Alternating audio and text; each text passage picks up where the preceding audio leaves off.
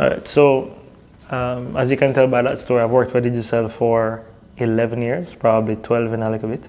And I that's very unorthodox for a lot of people. They wouldn't find that somebody so young, and people see me now at 33 and be like, you worked for Digicel for 11 years? That's a long time. And I have two schools of thought where that is concerned. Firstly, you have to know where you want to go. It's never you getting a job and it's about, okay, I need to be the best at this job and just once you figure out a way to do it and you figure out a strategy, then you kind of start to cruise and coast with it. No, you should always be looking at, okay, what is the next step after this? The moment you try and feel like you're coming close to mastering something, the first step you should ask is, what is the next step after that that's going to actually make me happy, or what is my next goal with this?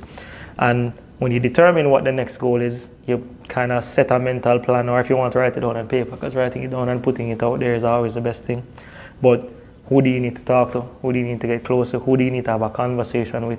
Because you can't keep, a lot of people tend to try and keep their goals to themselves, or themselves, I should say. And that's probably the fastest way to get disappointed. If you have something that you want to achieve, then communicate it, put it out there. Because if I needed to move from PCC into sales, I had to have a conversation with the person who was the sales manager at the time and be like, all right, this is where I want to go to. What do I need to do to get here?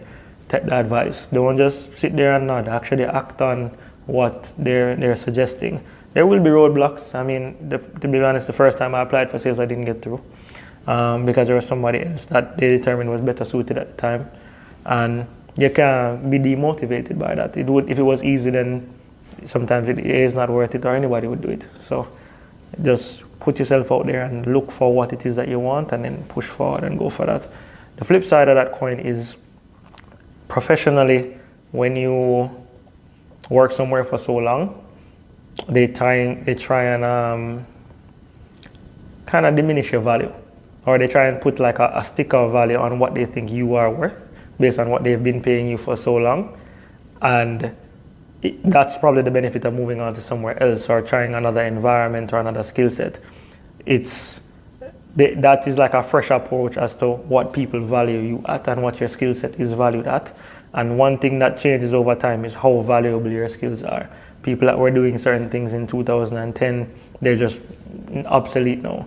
You can't sit there and think that, okay, you've mastered this is enough. In another 2 to 3 years, there are jobs that are in Digicel now that definitely weren't there a few years ago. We weren't a digital company long ago. The social media wasn't as high a presence. To be very honest, one of the few skills that I learned when I started was how to fix Blackberries. And nobody has seen a Blackberry in anybody's hand for the longest time. So that would be my 2 cents about that. Kind of balance your holding your value and going for what you want within your existing company. If you don't see what you want to become in that company, shift, go somewhere else, and don't be afraid to do it either. Look at every opportunity to get a new skill set as a plus. There's no bad that can come from gaining a new skill.